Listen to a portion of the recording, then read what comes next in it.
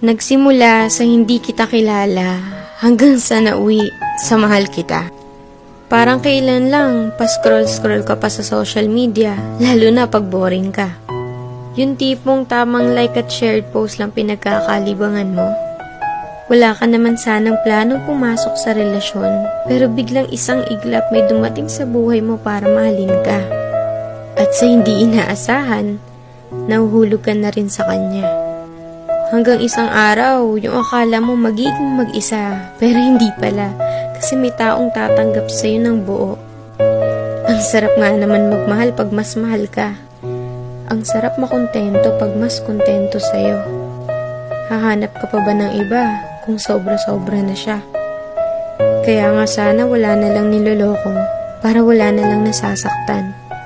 Sana mapadpad kayo sa taong kayang pakalmahin puso nyo at hindi kayo bitawan sa mga panahong magulo na. Kasi sa totoo lang, iba yung saya pag nasa tamang tao ka na. Yung tipong kahit hindi mo siya palaging kasama o nakikita, alam mo hindi niya magagawang ipagpalit ka sa iba. Kasi una pa lang, ikaw lang talaga nag-iisa sa buhay niya.